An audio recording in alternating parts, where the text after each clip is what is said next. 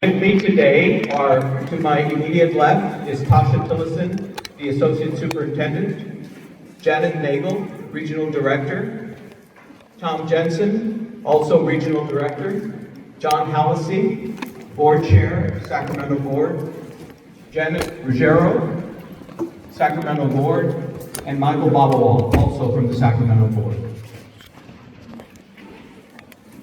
Thank you all for being here this evening. We gather tonight as a community of faith, trusting in the words of sacred scripture, for where two or three are gathered in my name, there I am in their midst. This meeting is not merely about structures or logistics, it is about people. It is about mission. It is about our shared call to form disciples. Change is never easy, especially when it touches schools that carry deep histories like yours, traditions and relationships. Yet Scripture reminds us that God always works in transition. St. Paul tells us there are different kinds of gifts, but the same Spirit. Different forms of service, but the same Lord. As three schools move toward becoming one, we are not losing who we are. We are bringing together our separate gifts so that we may serve more faithfully and more fruitfully as a community. This unity is not uniformity, but communion. Many stories, many strengths, united in one mission, rooted in our Lord Jesus Christ. Tonight, as we reflect, as we listen, as we move forward together, we ask for open hearts, patience with one another, and trust in God's guidance. May we remember that the same Lord who has walked with each of our schools individually now walks with us collectively, calling us into a shared future grounded in faith, in hope, and in love. I'd like to share with you a prayer that is very special to us, and I hope you will appreciate it as well. It helps now and then to step back and take a long view. The kingdom is not only beyond our efforts, it is even beyond our vision. We accomplish in our lifetime only a fraction of the magnificent work that is God's. Nothing we do is complete, which is another way of saying that the kingdom always lies beyond us. No statement says all that could be said. No prayer fully expresses our faith. No confession brings perfection. No pastoral visit brings wholeness. No program fully accomplishes the church's mission. No set of goals and objectives includes everything. This is what we are about. We plant the seeds that one day will grow. We water those seeds already planted, knowing that our future holds promise. We lay foundations that will need further development. We provide the yeast that produces effects far beyond our capabilities. We cannot do everything, and there is a sense of liberation in realizing that. This enables us to do something and to do it very well. It may be incomplete, but it is a beginning, a step along the way, an opportunity for the Lord's grace to enter and to do the rest. We may never see the end results, but that is the difference between the master builder and the workers. We are workers, not master builders, ministers, not messiahs. We are prophets of a future, not our own. Amen.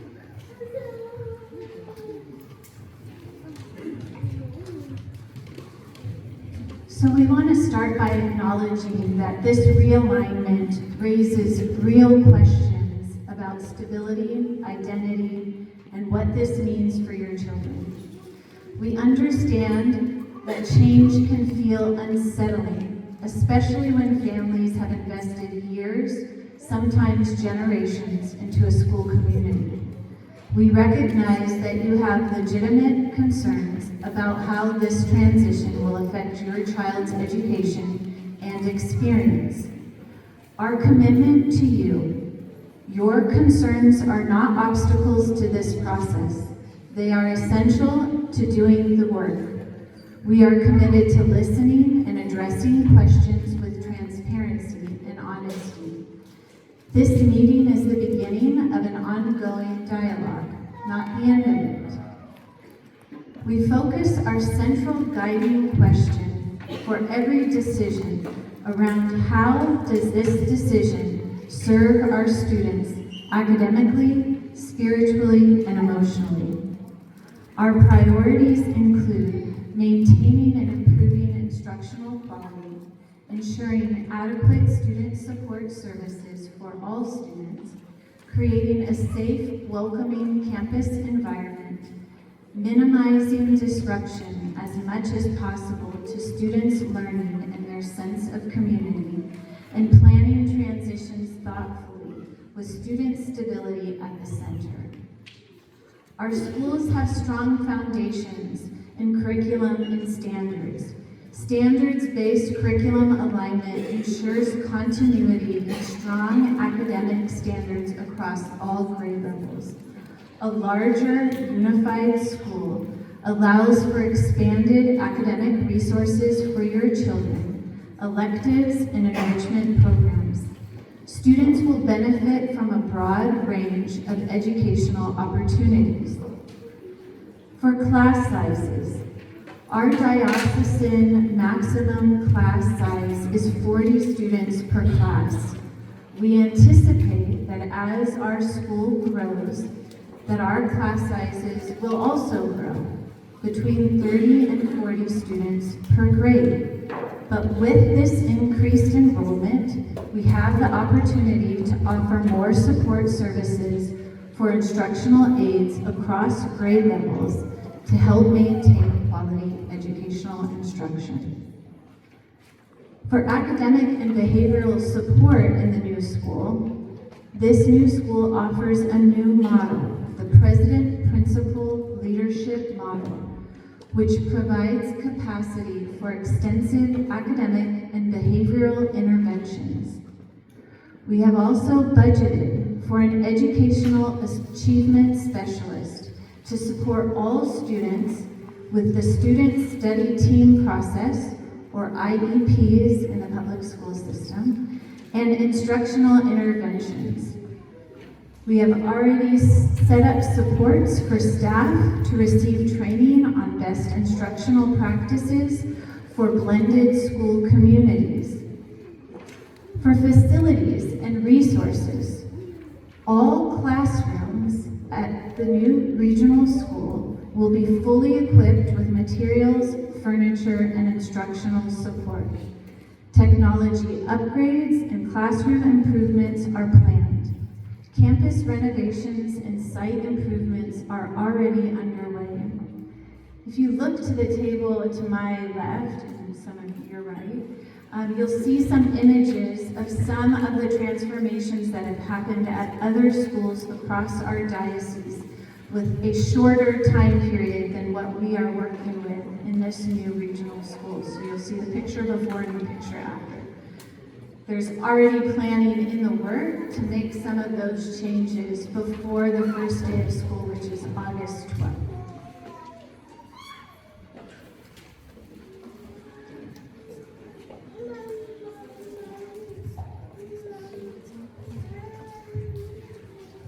Good evening, everyone. As Mr. Garcia mentioned, my name is Tom Jensen. I'm a regional director with the Catholic School Department. I'm going to start my portion of the presentation talking about a non-negotiable, something that amongst all the changes that will be happening, there is plenty that is not, and one of the main things, in fact, I would say the main thing that is not changing is the faith. The Catholic identity of this regional school is going to carry through from the current schools into the new regional school, and that means a lot of the things that you're already familiar with: sacramental prep, prayer, liturgy, religious instruction. All of those things You will still see in this new school, students will continue to be formed in their faith, in their service, and in their moral leadership. And they will be together with, I'm going to transition to my next topic here by talking about the panels and the committee made up of members of all three communities. This was something in Bishop's letter. The invitation, the link to express your interest in joining this committee was shared in that. And I encourage you to consider expressing your interest if you haven't already. Why that is important is what we want to do is draw on the rich traditions of all three of the schools to first deepen the shared Catholic witness, so first maintain that Catholic identity, but also moving on to some of the questions about the community and about how is this going to look. One of the main hurdles so far in answering that question is we're not quite sure. And a lot of people meet that with, well, how can you not be sure what it's going to look like? We're doing this, right? And so where are we? What is it going to look like? Well, the reason that we're not quite sure so far is because a lot of what that final school character, the ethos of that school, Catholic identity, we all know what that is. But the ethos of the school, the thing that makes the school, what gives it a character, that is going to be determined in a lot of ways by the people on those panels, on that committee. What they want and what they advocate for their school, their traditions that they care about, that they want to see carried into the regional school. That's why we don't have quite that final picture yet of what things are the school, what is going to be prioritized on a community level, what events, traditions, what kinds of things are going to come from St. Charles, what kinds of things are going to come from St. Patrick and from St. Robert. Those are, in a lot of ways, up to that committee. And so we definitely invite you, listening here today, to please consider expressing interest, but also, even if you're not on that committee, please consider sharing those traditions that you want to see kept. Those things about your school community that you value, that you think should be in the regional school. And moving into what happens with the kids that will be coming to the regional school. Where's the transition support there? Starting, I would say, before the school year, as we're getting closer to the school year, we are going to have orientation programs for both students and families. So families that from all three schools will come together to these shared events. That will give the students a chance to meet their classmates and see. We'll do questions at the end. That will give them a chance to meet their classmates and their teachers. It will give them a chance to learn more about this new school and see it from their eyes. And then there will also be some ongoing community building activities and support throughout the transition year. So beyond the normal things that happen, like back to school night at the beginning of the school year, there will be some dedicated events and dedicated programs to help the students from all three schools come together as one class group. Moving to enrollment on that note, right now we're anticipating approximately 300 students for the 2026-2027 school year. That's based on current enrollment and based on projections for next year. 300 students is roughly 30 per class. And right now, St. Robert's can accommodate 30 per class. Now, that's not the absolute maximum. That's what we anticipate based on the current projections. So that number may change. And so one of the things that I have also been asked a lot is, what about things like tuition? Well, that's going to depend a lot on how many people enroll. Normally, a school knows exactly how many students are going to enroll because they'll assume people are going to come back. In this case, we have to see how many families are interested in coming to the new school. Right now, we're anticipating about 300 total families, made up of students from all three of the current schools. If your child goes to St. Robert, St. Charles, or St. Patrick right now, they are going to have priority in that enrollment. If you apply by March 15th, so that's kind of the deadline for priority in terms of those three schools. The registration period or the application period will extend past that, but we want to give a chance for the families from all 3 schools to start first, and so they'll have until about March 15th. So once that gets released, you'll have until then for priority placement. Now, one key in that is we want to note that these families will need to be in good standing at their current school.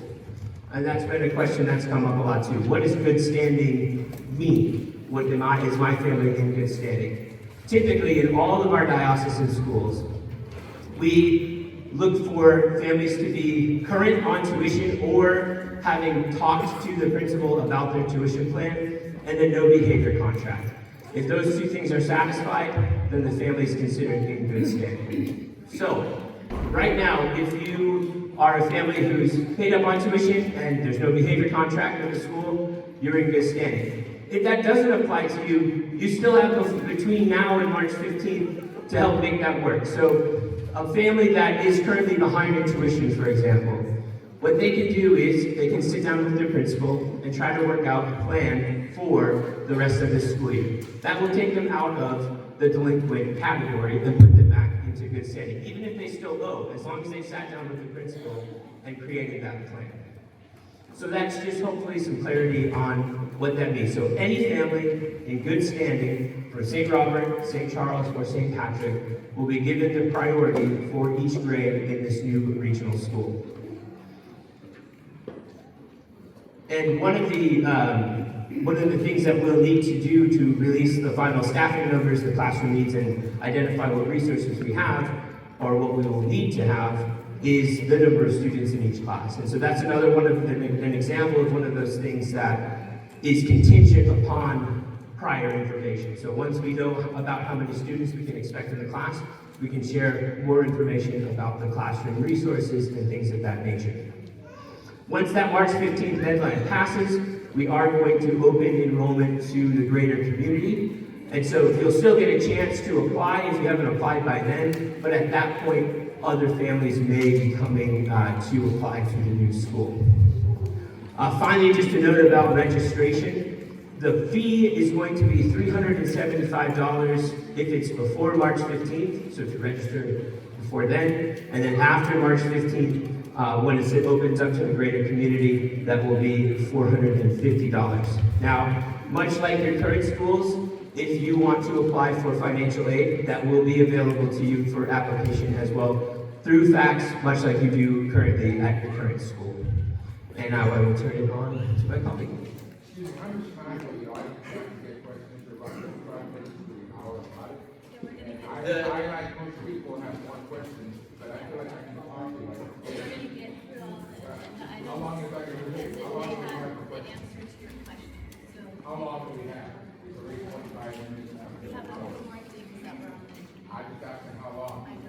I thought this was based on transparency and openness. Well, unfortunately, right now, though, it's delayed, so if we continue, we'll get done faster. Thank you, Tom. And you're not going to give 300 people a chance to And now I would like to talk about facilities and campus readiness. I'm sure you all are asking the question, will the campus be ready? Yes, it will be. Facility enhancements will be updates to the building systems are being planned at this time. Learning environment upgrades, improvements to classroom and spaces and resources are being evaluated and looked at. Campus development, site enhancements to better serve the school community, and the future growth plan, the exploration of expanded facilities to support evolving needs. The timeline for all of this, all necessary updates will be completed in time for the transition. Staffing and continuity. Our values have always focused on our teachers, our staff, recognizing the importance of continuity in relationships. Staffing decisions are being made thoughtfully with student stability as a top priority. What it is that you will expect. You'll have clear communication will be provided as staffing decisions are finalized.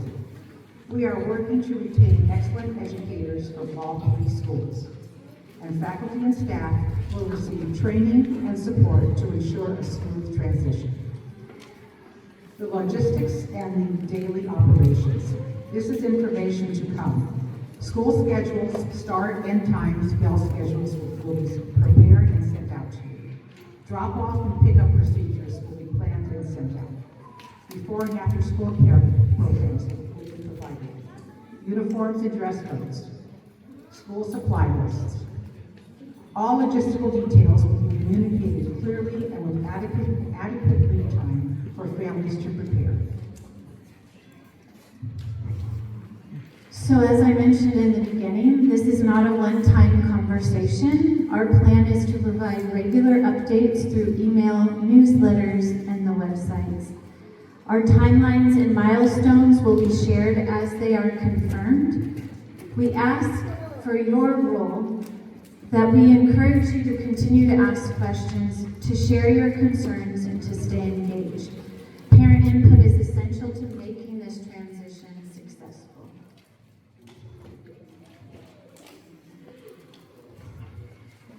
As we move forward, we ask you for three things. Patience. This is not an easy process, it's complex. Not every question has an immediate answer, but we are committed to finding those answers for you and providing information as soon as we obtain those answers. We ask for your prayers, for our students, for our staff, for our families, for our leadership as we navigate this transition together. And finally, we ask for your partnership. Your insight, your experience, and your commitment to this community matter deeply. Together, we can build a unified school that honors the past and prepares our children for the future. We recognize that we are building something new, but we're not starting from scratch. We carry forward the best of St. Robert, St. Charles, and St. Patrick Academy. The dedication of teachers, the faith of families, the joy of students, and the love of Christ that has sustained each school through decades of service. There will be challenges ahead. There will be moments of uncertainty, but there will also be new friendships, new opportunities, and a stronger foundation for Catholic education in our community. We trust in God's providence, and we trust in this community. Thank you for being here tonight, for your questions and your concerns, and for your faith.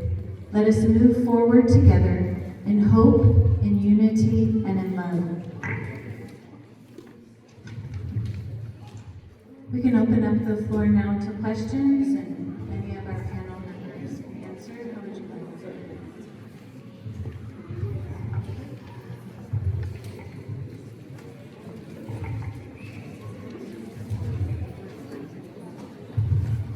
Hi, my name is Brendan Baker, and I'm family here for generations. My first question is, why St. Robert's and not here? We have a better campus, we have a better gym, we have huge classrooms, we have put a lot of money into the school in the last few years to upgrade everything you see, painting everything you see, upgrading everything possible, including our tech center, which is probably the best in the diocese. And I just don't see why it's there and not here. Is there a question? I mean, is there an answer to that? Was there any? I mean, I realize we're not in the best neighborhood, and I'm sure that has a part to do with it, but that doesn't mean that this school doesn't have heart. It doesn't have everything it needs to pull all those kids from there to here, to this school. What criteria? So to answer your question, there was a process of evaluation of the three sites.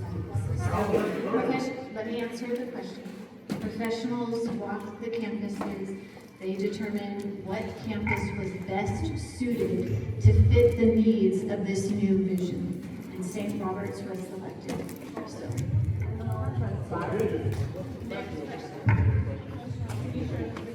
The results were that the experts determined St. Robert's.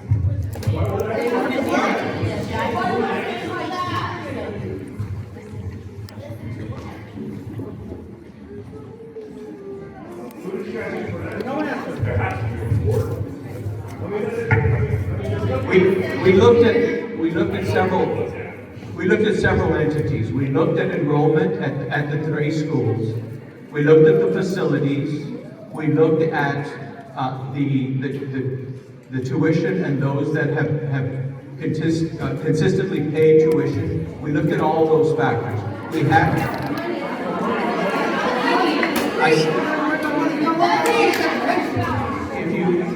If you heard me, I said there was not one factor, but a myriad of factors. And we brought in experts from the diocese to walk these campuses, as Ms. Tillotson said. And the recommendation was made to move forward to St. Robert. Question? Just a comment, real brief, that I wish that this spirit of openness and participation was started before the decision was made. Because there was something.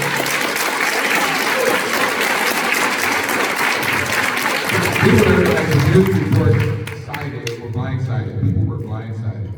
In fact, there was an article in the Catholic Herald, the most recent, that celebrated during the week of Catholic School Week, that celebrated all the schools here, St. Charles, St. Robert's, and St. Pat's Academy, were all highlighted it.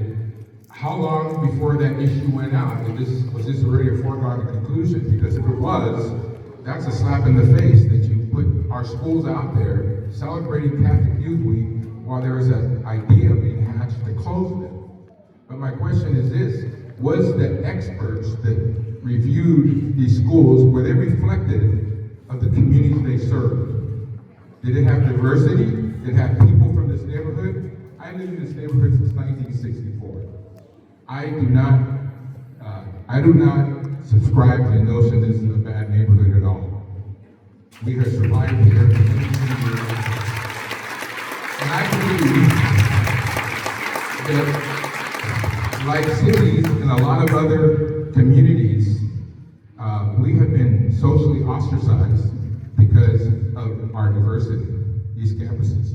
St. Robert's existed in what was a red line community in Sacramento, and redlining persisted for a long time. And this is completely contrary to what I believe the teachings of the Catholic Church, and that we're all equals under God's eyes.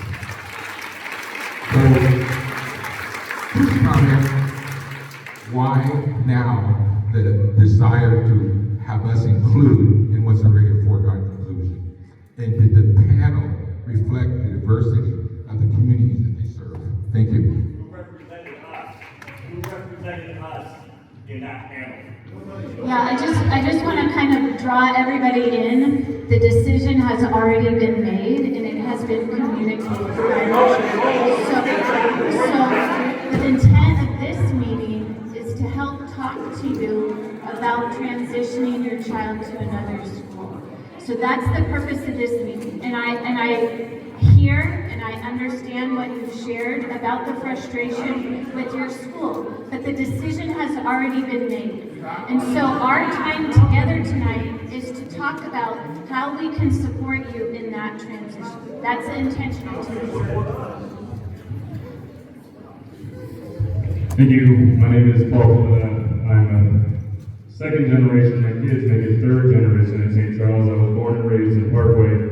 And my first comment before my question, which is in relation to St. Robert's, is Parkway actually, factually, is the safest neighborhood in South Sacramento, and you can look it up. We have an off-duty sheriff program, which no one in South Sacramento or even East Sac, they have a security that they pay for. We have actual Sacramento County sheriffs. It is factual, you can look it up. Parkway is the safest neighborhood in all of South Sacramento. With that said, in designing the new school to serve a broader community, how will you ensure that families from all zip codes and neighborhoods feel equally valued and supported, avoiding any sense that certain areas are deemed less viable? What inclusive measures will be in place to uphold Catholic mission and dignity for all? I do have a couple other questions, but I'll start with that one. It's a great question, and I mentioned it briefly in one of my sections, but the professional development training of all of the individuals at the regional school about the idea of inclusivity. So that's a priority right off the bat. how you blend groups from different school communities, different parish communities, different neighborhoods, being able to facilitate some of those things that I believe Tom mentioned in terms of getting the community together, letting the students have time with one another and get to know each other before school starts. So that first day, there isn't that anxiety of being around people that they may not have been around the previous year. So there is intentionality with that. Of course, we would take any other recommendations that you would have about how do we build community within the 3 schools, but it's definitely a priority.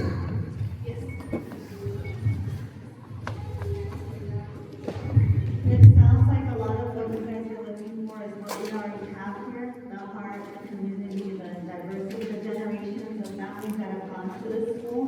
I don't know if any of you have ever been to school or been out here on a Sunday. Padre, parece que usted nos está dando la espalda. Usted viene a misa aquí, usted está aquí. La iglesia está llena de gente. Hasta afuera, dando fuera venir hasta acá porque no hay donde sentarnos. Quiere decir que hay una comunidad que apoya este lugar, esta iglesia. ¿Qué pasó con la escuela? Me gustaría saber si usted nos puede decir por qué no nos está dando la espalda.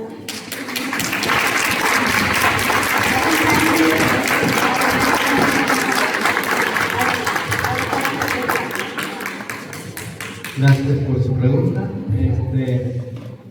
Miren, desde que llegué hace 12 años he estado apoyando la escuela y la sigo apoyando. Aquí tengo todos los cheques que hemos dado desde el 2013 hasta el 2026. Aproximadamente apoyando la escuela con $827,000 en estos últimos años. Sé que juntan mucho dinero los domingos. Sí, y de ahí pero My question to Father was why he's turning this down on us. For those of you who didn't understand, because the church here on any given Sunday is jam-packed way out to the street almost. Sí, so, sabemos que hay dinero en la iglesia. Lo que no sabemos es por qué la iglesia no nos puede apoyar a nosotros como una escuela. Como nosotros hemos apoyado a la iglesia muchos años también. sí, no, mire, reconozco mucho el apoyo de la escuela y de ahí hemos compartido. De los últimos 12 años que he estado aquí, hemos apoyado a la escuela con $845,559. ¿Y usted peleó por nosotros? O sea, ¿usted peleó por esta escuela? ¿Usted qué hizo por nosotros? Sí, buena pregunta. Mira, escuché las opiniones de... Yo voy a hablar para el padre. No, quiero escuchar al padre, no sé qué. Me gustaría que ustedes supieran que el padre, aunque él quiera abogar con nosotros, porque lo mismo está pasando en San Patricio, el padre quiere abogar con nosotros, a los padres se les ha mandado que ejerciten su voto de obediencia. Y es extremadamente, él puede dar su explicación que tiene, pero como papás, nosotros tuvimos un momento súper difícil en San Patricio, porque pensábamos en que el padre no está haciendo. A los padres se les ha pedido por estos representantes que realmente no están representándonos a nosotros como latinos, como una comunidad de gracia. No quiero ser grosera, pero me gustaría que lo explique el padre. Estamos hablando sobre eso. Pero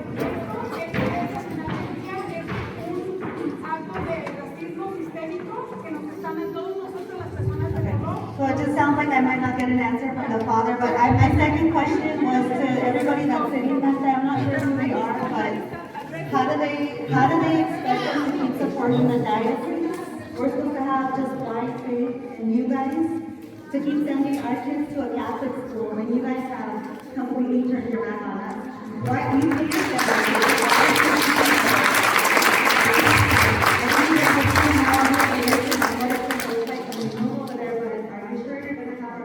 Does that matter? Because when you guys turn your back on us, why do you think we're supporting you? Okay, I will answer the question. Now we're training in English. Since I came 12 years ago, as you noticed, we have remodeled the parish center, the rectory, the parking lot, and also we can help the school to different situations. On the last 12 years I have been here for the second time. We have helped the school with $845,559, and I have written over here. So that shows that I support the school. I support Catholic education. Through the year, we have helped the penance services, the sacraments, and we have really helped the school. But at this moment, with the low enrollment, for me personally, it's very difficult to support the school financially. And I will do my best, and I have done my best, but at this point, it's really difficult to continue with the very low enrollment that we have right now. See?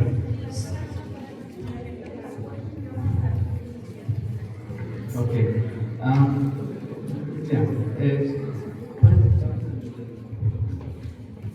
If you can't keep our campus open for our students every day, how are you going to keep this campus open for your 700 CFF students on the weekend? Well said, thank you.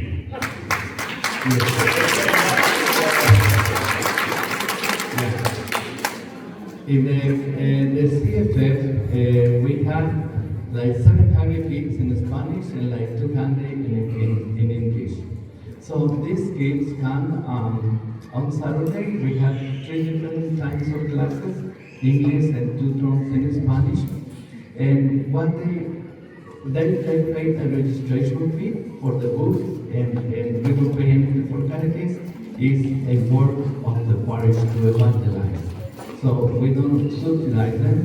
So remember this property belongs to the parish, okay? So we help each other, we work each other during the last years, and we have it done in the best possible way. You have another question? I'm just going to say that Monsignor Poole, who knows, ever heard of him? He started his parish, started the school with an agreement that the parish and the school are equal and on the same plane. And right now, today, I believe he's rolling in his grave, and he is very disgusted. And I think I have enough to say about that, because I have family that knew Monsignor Poole, that have been here since just about the beginning, and it's just absolutely terrible to see. I want to go back to your question and answer your question to our group. So this decision was made based on the fact that there were 2 options moving forward. And this was the better of the 2 options. The first option was to close the school without a plan. The financial projections for the school, the declining enrollment that was mentioned, the issues another person brought up with unpaid tuition, paying teachers and being able to make sure electricity was running, and all of the things that it takes to run a school. You saw it with your declining population. You saw classes getting combined. You saw teachers, doing extra and going the extra mile to make it work because they love this community and they love your children. And the reality was that was not sustainable into the future. And so the board and other members had a decision to make, and the decision was, let's try to put a plan in action to secure education for students in this area. And I get that it's a wider area now, but so that there is Catholic education, so that families here have a choice, and that you're not driving across town. Yes, but less. So the intent was to make sure there was a space in this region, and that was the intent. Hi, my name is Andrea. First, I want to thank you for coming here to listen to us, and I know that I've been in positions where you have, as a physician, you have to make tough decisions, and looking at things from financial aspects, we need to keep the lights on. But I want to make comment on the declining of enrollment. A lot of community members cannot afford a Catholic education because of the high tuition. They are opting to go to back to CCE, the school, CFF, and you have over 700 kids in that. Out of those, why can't we lower the tuition rates to come here so that they can have that Catholic education as well? One. Second, the second thing I want to say is when you make those tough decisions, you have to have the buy-in from the community of who you're going to affect. Being open and honest and stating that this is what we're looking into, but not pull the rug under people and then just leave us hanging without knowing where our children are going to go. There's a lot of people here saying that there's not going to be this and that, so everybody's stressing right now and looking for a Catholic school. And why should we trust in you when you've already lost the trust in, so that's what my concern is. And the second thing, having a 40 room of students, the Sacramento district maximum, I believe, is 24. And then for children in grades like 1 or 4 through 6, the maximum is 30. How are you going to accommodate 40 children in a classroom to actually get a good education? And that's my concern. Why should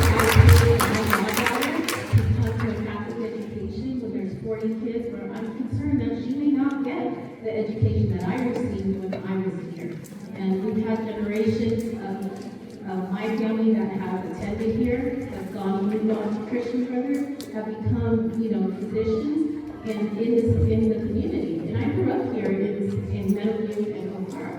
And because of my family, they were able to afford that education. But my concern now is that a lot of families, those tuitions may go up and may not be afforded. So you may build this school other places, but you're not going to have trust in the community that you've already elected. And that is my concern. As mentioned before, that is the maximum number, 40, that we would accommodate for that. We don't anticipate that. Mr. Jensen mentioned that we anticipate probably 30 if the enrollment is there. We would hope that that happens, but I assure you that we will provide the necessary resources in the classroom by way of teachers and aides to have the appropriate ratio. We will take care of that, okay? And we need to, I get it, we need to earn your trust back, and I wholeheartedly understand that, but I believe that we can. I think once you see the product, and as Ms. Tillotson said, if you look at those boards against the wall there, this is what we've done in other schools in the North State, and then also St. Robert's has already looked, they've already refurbished the gymnasium, so we're just going to continue to do that as well.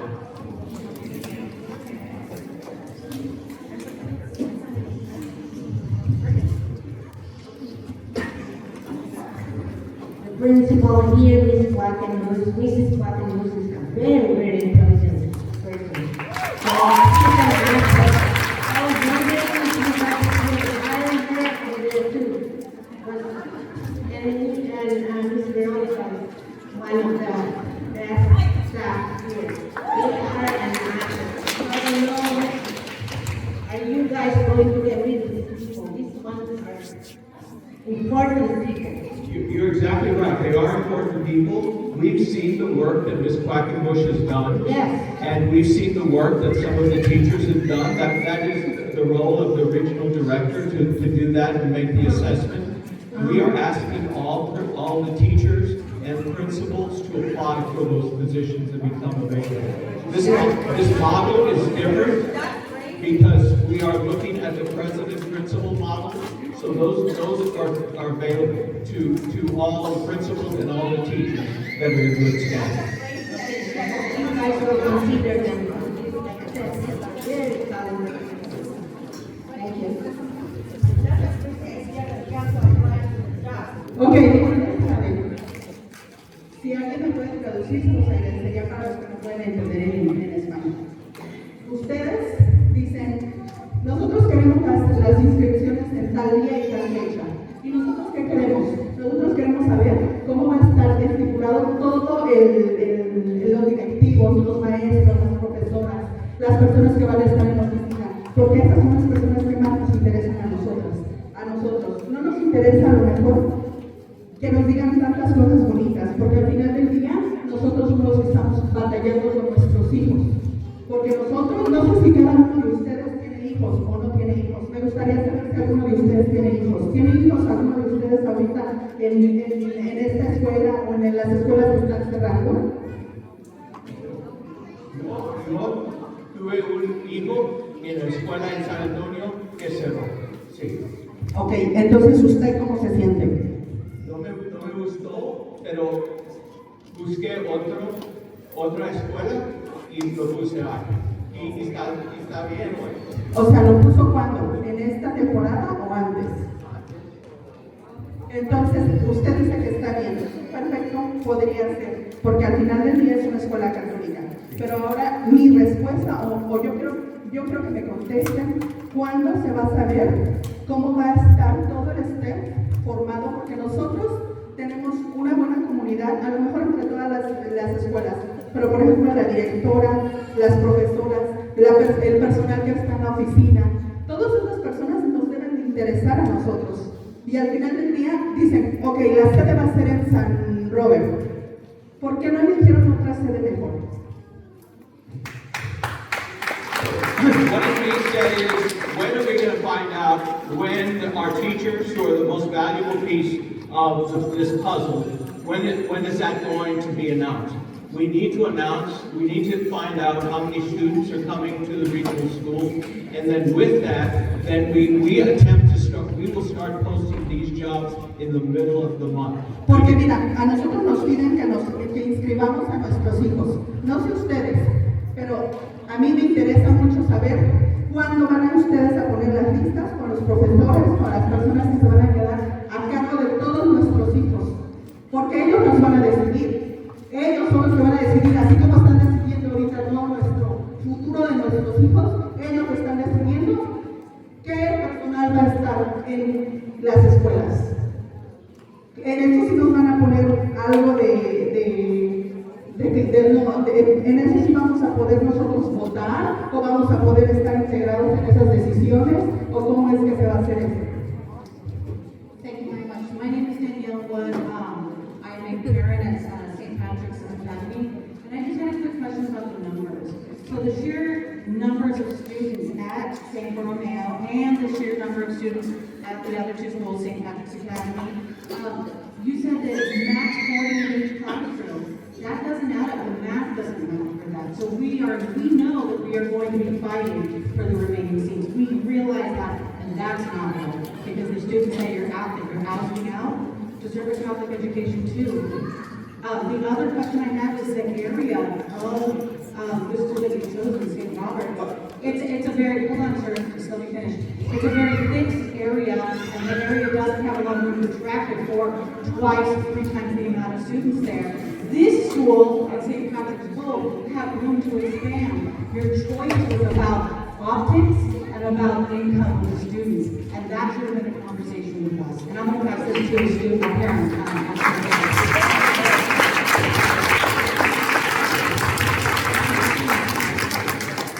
Hi there, my name is Amber. I'm a mom, single mom of a 7th grader here. He's been coming here since kindergarten, actually. I also have a question specific to numbers that I'm hoping for a response to. May I answer that question regarding numbers? Well, mine's a little different, but it's related to numbers. So on this form that you handed out, and what was said today about registration and priority, it says on the form that if you submit that inquiry form, that it's guaranteed placement if we submit it by March 15th. But then there's talks of priority, and then points to numbers. Right now, in 7th grade, I'll speak for them, there's 22 7th graders here in St. Charles. There's at least 20 at St. Patrick's, there's St. Patrick's, 23. And then I actually met with the St. Robert's principal, and I walked around Friday after the announcement. He said there's 27 there for TV. And so that doesn't equal 40, that's over 40. So this is conflicting information because it's saying guaranteed placement. And are we going to cut the extra students, or are you going to have 2 8-grade classes? Are you going to have multiple teachers? I realize there's responsibilities, but if it says 40 student max, that it does cost in the future. We can appreciate that, but that's exactly what we'll do, is, and I've mentioned before, is if in fact we get the enrollment to come in, and you use your example with the 7th graders, 20, There's 7 27 at here. St. Robert's, 23 at St. House, 22. So if we can get that, with that many students, then we will have more than one class of 7th graders. But you're asking families to enroll and then not be able to back up plan for another school. That's the problem. The second question I have, I read the Catholic Code magazine that comes out. I appreciate that magazine. And last year, I read in it that the diocese would be consolidating facilities in relation to a separate matter. And when I read that, I was fearful that it meant school closures, because what facilities does the diocese have, but a majority of churches, schools, I'm sure a few others. But I know in your initial communication, it's written, it's not related to separate matters that the diocese is in for owing money or chapter owing agency, but it did say the diocese was planning to consolidate facilities. I read that again. So it seems like this is related. Actually, it is not related, because the Catholic School Department is exempt from that. So it is taken out of that case if you would, and so it is not impacted by that. To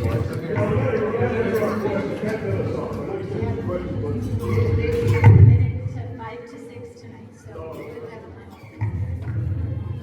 Okay, we did a lot of fundraising this year. Where does that money go? It's definitely not going back into this school. So now, what are you going to do with it? Like we did that for what? So all the fundraising you did this year is part of the budget for this year. So it pays teacher salaries, electricity, all the plan bills that go through the school over the course of an academic year. So fundraising is built into the budget. Tuition is only a small portion of the cost to educate a child. So the tuition that you pay is a fraction of the overall cost to pay all the overhead, the building repairs, electricity, as I mentioned, things like that. So I know, but all the bills, everything that it takes to run a business in a school. Yes. Thanks. So I have a couple of questions, and my first one, I know that we're not allowed to question the wisdom of this decision because it's final. However, I pray that you have a little bit of humility and an open heart to see that possibly some of these decisions cannot be final and are questionable. Like the question of our 8th graders and 70 children and where they will be, and we'll have more than 2 8th grade classes. Where? You know where that can happen? That can happen on this campus. That can happen on St. Patrick's campus. That cannot happen at St. Robert's. So if some of these questions, the answers and how much tuition is going to be, what our classrooms are going to look like, is going to be dependent and is still in the works, then how can't where the school going to be still be in the works? If you see that all of our students want to come back and be together, and the only place that can happen is here, you're still going to stick with St. Robert's and say, I'm sorry, you can't pay full tuition, so you can't come here. I'm sorry, you're not good enough to come here. We're going to make some arbitrary decision. So that doesn't make sense to me. Also, timing-wise, you want me to pay your registration fee before you're going to tell them how much tuition is? You want me to pay your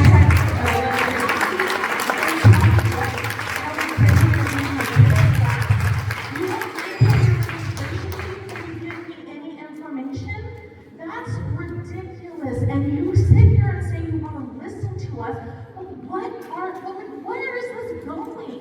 How are you going to make, and hear what we're saying actually be okay for our kids? And then the last thing I'm going to say, and then maybe I'll let my husband, a teacher at this school, talk.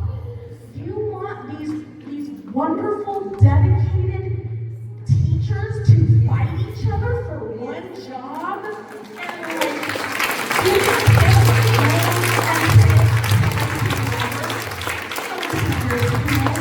like I need a job, and so you might get kicked out. And what's happened to our staff and our teachers that don't have a place? Will you help them? Will you find a space for them?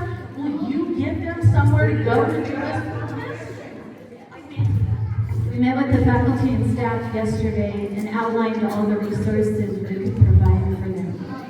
There are 50 to 60 new Catholic school teachers that come in every year to our system. So we have ample opportunities and support for all the faculty and staff at the 3 schools to find placement within our system if that's what they desire. So we have one more and then... Okay. I have a couple of things I want to speak on. One of the things you guys have been preaching is stability. How in the heck 40, 35 plus kids per classroom, how is that stability for our kids? You guys say, oh, possibly maybe 7th, 8th grade might have 2 classrooms. St. Robert's doesn't have space to expand that much. How? Like, is it bringing a portable? I mean, and you talk, the next school year is 7 months away. How is that going to be prepared? I mean, question, St. Charles, St. Patrick's, St. Robert's, how many students combined are in those 3 schools combined? What are the numbers on that? Well, I want to know the real answer. I don't want to hear this. Oh, what are the numbers of St. Charles, St. Patrick's, and St. Robert's? I believe it's 402 is the total. Okay. But some of those families have already started looking at other schools. Oh, so that is ridiculous right there. That is ridiculous. No. At the end of the day, I know school districts have to. They have to make hard decisions to close schools publicly.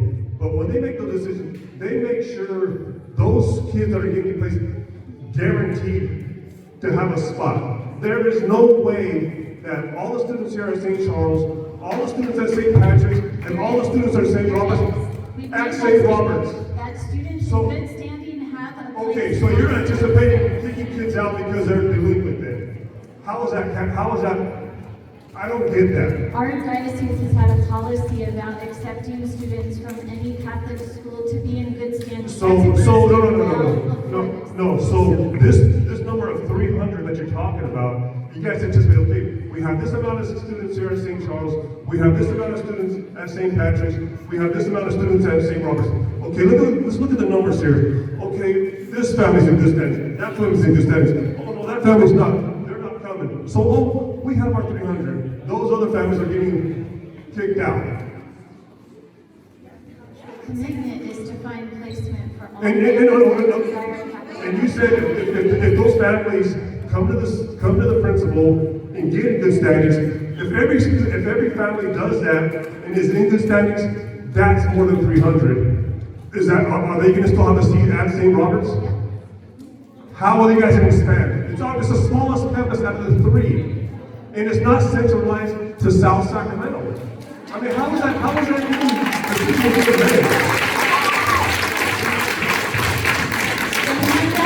The back table have our contact information, so please feel free to. We're not done. It is 6 o'clock. We need to honor everybody's time. You have to honor us. Where's our honor? You guys did it. Sorry, you guys did not introduce the rest of these people. Could you please, no. Individually. Who are you and where are you from?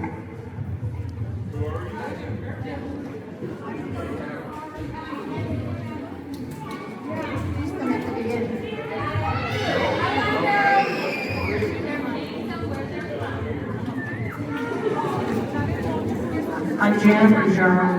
I live in Woodland, Holy Rosary School.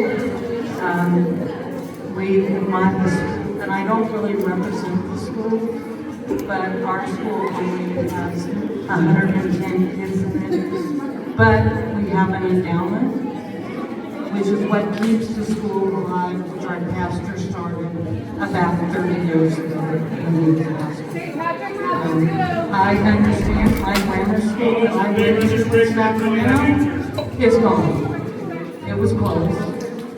I understand the situation, and it's difficult. I've been on the board for, I think, 6 years.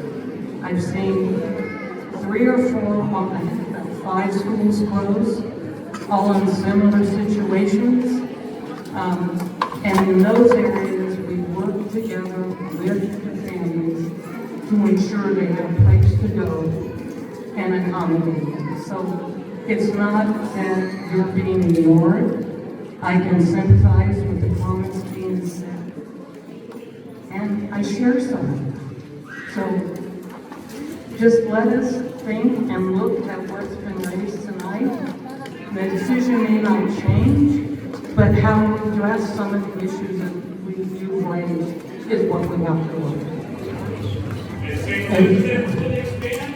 My name is John Hallis, and to answer your question, I live in Rancho.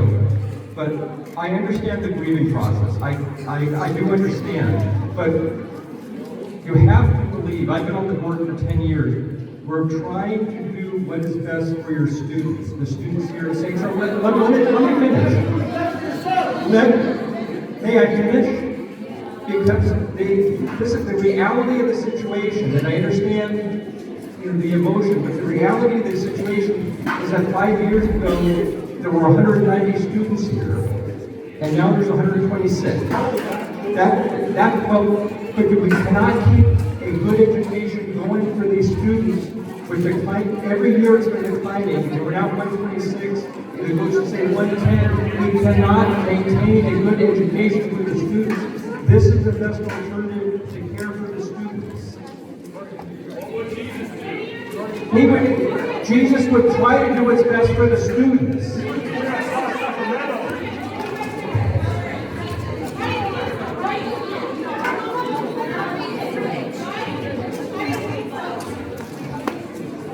So, my name is Michael, and I live in the southwest border of Sacramento, near Chevy's on the river.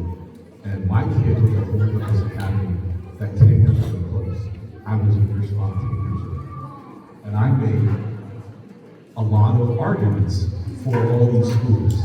But I will tell you right now, the diocese earned my trust. They earned my trust back. How? Because my kids were, when I applied to a Catholic school, my kids got into school.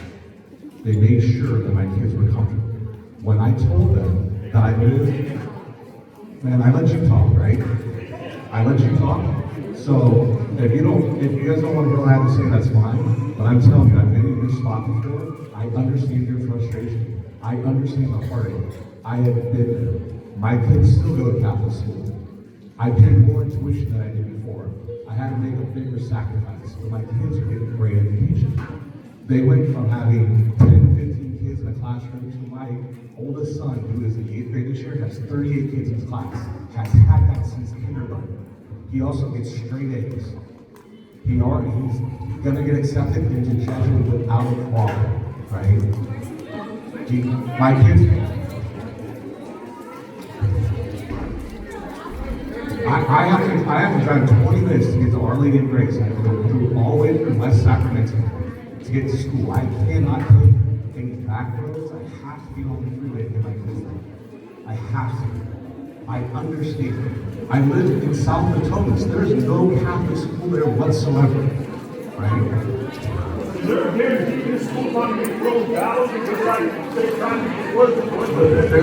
There's no guarantee of anything in life, right? And I heard you earlier talking about if a public school closes, they do this. There's a difference there. You're comparing the apples to oranges, right? Our tax, yeah, you are. But my tax dollars, your tax dollars will be those public schools. They are required by law to put them in. But you know what happens to those kids? They don't all go to the same school. They branch out to 10 different schools. They put on buses. They come up. I really can't hear you. There's a lot of people talking. But what I want to tell you is I understand where you guys are at. I have been there. It was not a difficult decision. These people will tell you, I fought on this. We talked about this over and over and over and over we put together different proposals and ideas.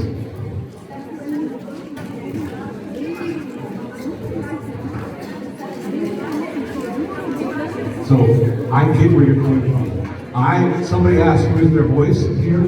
I was one of the voices. I've been there. I get it. I understand it. It hurts. There's a part that still hurts 10 years later. Okay, physical class is business. And we asked them the names of the members of the board. My name is Alex Mayer. I'm on the board for the Sacramento Guidance in Schools. And I live in Arvin, and my kids have gone to Catholic education, both of my kids. And we're all volunteers up here, and the reason we volunteer is because we believe in Catholic education, and we try to do our best to continue it and navigate through challenging situations. And I just want to say that we're doing our best, and we feel that this isn't the best forward, and we're just hoping that the communities that we're going through the grieving process can come together and make this work.